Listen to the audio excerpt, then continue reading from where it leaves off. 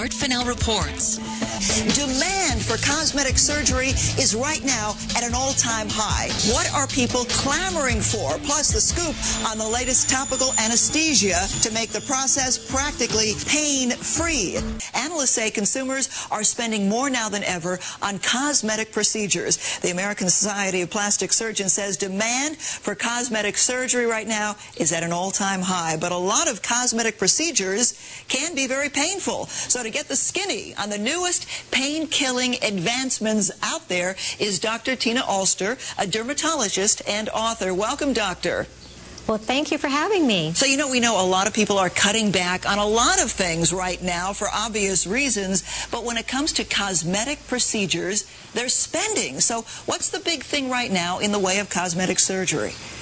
Well, I think a lot of people are opting for non-invasive procedures, such as fillers and Botox, which reduce wrinkles and scars. Also to a variety of laser procedures, which do everything from reducing wrinkles and birthmarks to eliminating tattoos. So there are these outpatient procedures that can be done nearly painlessly, especially when using these new topical anesthetics that we can do in the office, don't cost as much as traditional face lifts and eye lifts, and people are opting to do those instead.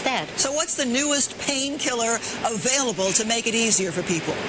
Well, the latest one just got FDA approval. The name is Pliagliss, and this is actually a cream that's put on the skin. It dries to a flexible mask within 20 to 30 minutes that's easily peeled away from the skin, after which time you can apply laser or inject needles. This has revolutionized my practice because my patients don't even feel the insertion of the needle, nor do they actually feel the pulse of the laser. Even a tattoo can be removed without feeling pain. Wow, because I was reading something about Emla cream, that was used before to kill the pain, but it wasn't as effective.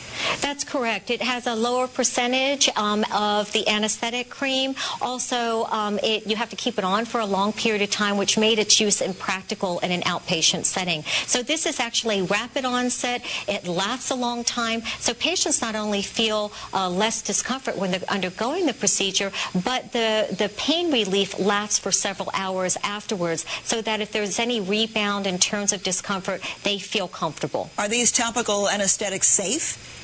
Well, they have been approved by the FDA, which is the primary arm for determining safety. So, yes, they have been tested in a variety of different situations in terms of lasers and injectables, but also in adults and children. So we are very excited about this. And you have to say, that this sounds amazing, because when you see people getting, needles injected into their face or their lips, that's got to be painful.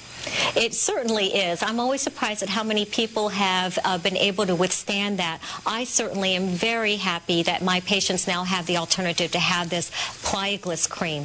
Dr. Alster, let's talk about the price of some of these procedures. You mentioned them in passing, but let's get some specifics here. Well, as we know in the past, and still there are people that do these treatments today, all the facelifts and the surgical procedures cost in the thousands of dollars, at least $5,000 to $10,000, whereas we're talking hundreds of dollars, as little as a few $100s to several $100s, depending on how many syringes of Botox or injectables or how many laser treatments are applied. So we're talking hundreds, not thousands of dollars. And you're doing the laser treatments for what exactly? Well, we can use lasers to remove birthmarks, scars, tattoos, and erase the signs of sun damage, so wrinkles, sunspots, uneven skin tone and texture. You can really make people's skin look like it was when they were a young child. Is there anything that firms and tones the skin? Well, yes, we actually have lasers as well as radiofrequency devices that do this, again, in an outpatient setting with topical anesthesia. And what about the dangers that we read about concerning Botox?